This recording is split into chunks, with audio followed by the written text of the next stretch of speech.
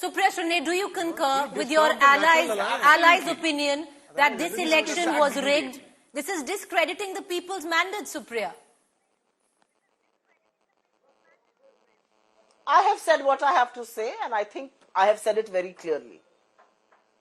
I've been on your show now for about 37 minutes. I have countered everything that you guys have said. I've said what I have to say.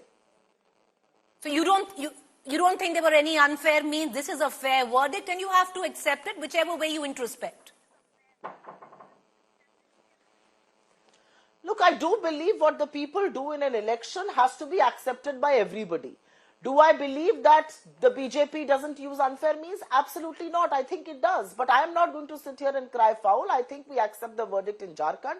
We also accept the verdict in Maharashtra, and I think we'll have to go back to the drawing board. Did the delay in Maharashtra elections by the Election Commission help the BJP and its allies? Of course it did.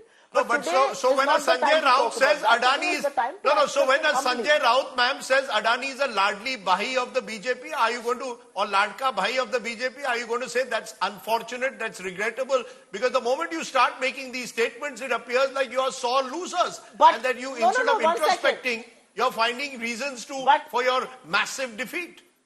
No, but more than anything else, the voters have spoken. I mean, is this the moment for him to... Yes, go ahead. No. Can I finish? Can I please finish? In the last 40 minutes, I have introspected very, very loudly with all of you. I have not been defiant, and I have said the BJP has reasons to celebrate in Maharashtra, just like they have reasons to introspect in Jharkhand. And for me, two states equally matter. But as far as the point about Mr. Adani is concerned, Mr. Adani is very close to the BJP. Mr. Adani was toppling a democratically elected government, as was said by one of their allies, Ajit Pawar. Mr. Adani is being protected by Indian government and at Mr. Modi's behest. Are we going to deny that? Just because they are winning Maharashtra, does the Adani factor cease to exist? Does the indictment against him go away because they are winning Maharashtra? Does Mr. Adani's alleged unfair practices cease to exist? I mean, let's get real here. Are you saying that Mr. Adani while the case in the courts will be dealt with in the courts, the fact of the matter, Tom Vadakan, is that the Congress made it one of the key parts of their campaign that business was being moved out of Maharashtra to Gujarat. They tried to build this Maharashtra versus Gujarat narrative. When it's 215 versus 60 and the Shinde Sena roughly equal to the entire MVA put together, I think the voters of Maharashtra have let the country know where they stand on the Maharashtra versus Gujarat issue, and if they think of that as an issue at all.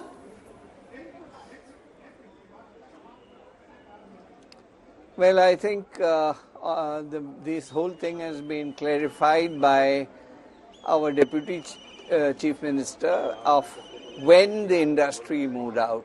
He has given the logistics, and I think people of Maharashtra understand that logic, because it has nothing to do with the current government in Maharashtra. It is something that was a backlog of the Shiv Sena dispensation of that time. Let that matter rest. But however, let me tell you something. This crying foul about Adani and trying to say he is influenced, I mean, this is rotten, absolute nonsense. And I think it is an appropriate time to keep industrialists out of these political discussions, because essentially today it is Adani, tomorrow it will be Reliance, it will be Tata's. I mean, you can't go on with this. I mean, there are influencers, there are regime changes across the board. Soros is one. He has done it through his NGOs. He has been working. So let us keep our Indian industrialists safe and sound, because essentially they are our providers. They give employment to our people. They protect, they set up industry, and today we are one of the top reckoners industrially across the globe. So please, my request is, keep them out, and if you want to win an election or lose an election, today I am proud of the electorate who has voted for our government. And besides that, I also congratulate the Election Commission to have conducted an election. This is a celebration of democracy. You may win, you may lose, but don't do this. Don't damage the providers of our economic Given growth. how badly placed the NDA was in the Lok Sabha elections, where they were behind by a factor of almost 2, to come back from there and win in this fashion is one of the most remarkable political turnarounds conceivable, and that is just credit to Messrs. Modi and Shah and the manner in which they've planned this campaign out. The excitement, though, to some extent is in Jharkhand, which will give the Congress and the India Alliance some solace. The interesting thing in Jharkhand is that the JMM is at 31, the NDA together is at 29. That's a big victory in Jharkhand for the India Alliance. Congress is at 12, RJD at 6. In the NDA camp, the BJP at 26, the AJSU at 2, JDU at 1, and the Kurmi voters, because of the JLK and potentially Amitabh Tiwari going away, seems to have hurt the BJP a lot in Jharkhand. And frankly, this is embarrassing for Himanta Biswa Sarma, because this was his big coming of age outside Assam, running a full campaign, and also for Shivraj Singh Chauhan, who worked really hard in Jharkhand, but at the end of the day, they don't have anything to show for it. See, I think the Tiger Jairam Mahato helped the NDA bloc in 2024 Lok Sabha election because he split the opposition vote.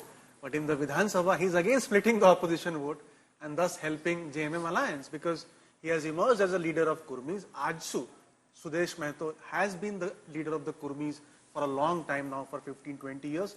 And that's where the battle is. If you see Santhal Pargana, where this entire cutenge to batenge or ek hai to safe hai slogan is there, they are not doing particularly well.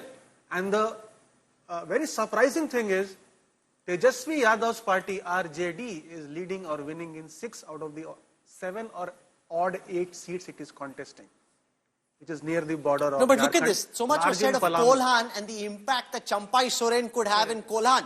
In Kolhan, you've got the JMM India Alliance at 8, NDA only at 3. So the JMM at 7, Congress at 1, and that is deeply problematic. NDA is at 3, which is an improvement of 3 from the last time.